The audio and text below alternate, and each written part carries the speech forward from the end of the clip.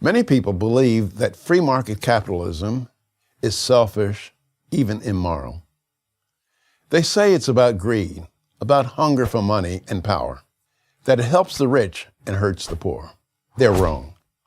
The free market is not only economically superior, it is morally superior to any other way of organizing economic behavior. Here's why. The free market calls for voluntary actions between individuals. There's no coercion. In a free market, if I want something from you, I have to do something for you. Let's say I mow your lawn and you pay me $20. What does that $20 really mean? When I go to the grocer and say, I would like to have 4 pounds of steak, he in effect says to me, you want a lot of people to serve you. Ranchers, truckers, butchers, and packagers. All these people have to be paid. What did you do to serve your fellow man? Well, I say, I mowed my fellow man's lawn. And the grocer says, prove it. Then I offer him the $20. Think of the money that you've earned as a certificate of performance. It's proof that you've served your fellow man.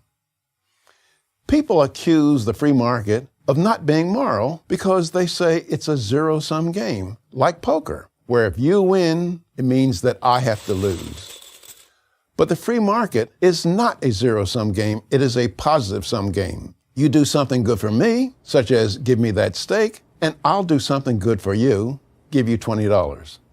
I'm better off because I value the steak more than I value the $20, and the grocer is better off because he valued the $20 more than he valued the steak. We both win. Ironically, it's the government, not the free market, that creates zero-sum games in our economy. If you use the government to get a food stamp, a farm subsidy, or a business bailout, you will benefit, but at the expense of your fellow citizens. Isn't it more moral to require that people serve their fellow man in order to have a claim on what he produces, rather than not serve others and still have a claim? But a lot of people ask, what about giant corporations? Don't they have too much power over our lives? Not in a free market, because in a free market, we, the people, decide the fate of companies who want our business. Free market capitalism will punish a corporation that does not satisfy customers or fails to use resources efficiently. Businesses, big and small, that wish to prosper are held accountable by the people who vote with their dollars. And again, it's the government that can undo this. Take the example of the American automobile industry. It was struggling to survive in 2009. Why? Because they were producing cars that did not please a sufficient number of their fellow men. In a free market, they would therefore have gone bankrupt.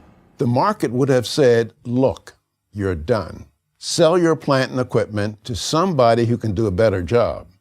But when Chrysler and General Motors failed, they went to Washington, D.C., and got the government to bail them out. The government bailout essentially meant to them, you don't have to be accountable to customers and stockholders.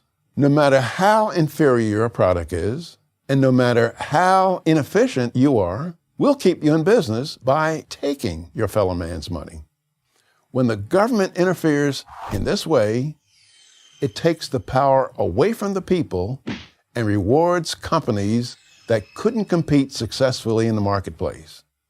That may work out very well for politicians, big unions, and corporate officers, but it seldom does for the taxpayer. That's why a free market system can only work if there is limited government. Limited government means you and I decide which businesses survive. That's the America that our founding fathers envisioned. A limited government that has only a few specifically mentioned or enumerated powers that are listed in Article 1, Section 8 of the United States Constitution. It's this brilliant limited government notion that produced the wealthiest nation in history. In a free market, the ambition and the voluntary effort of citizens not the government, drives the economy. That is, people, to the best of their ability, shaping their own destiny. Sounds pretty moral to me. I'm Walter Williams of George Mason University for Prager University.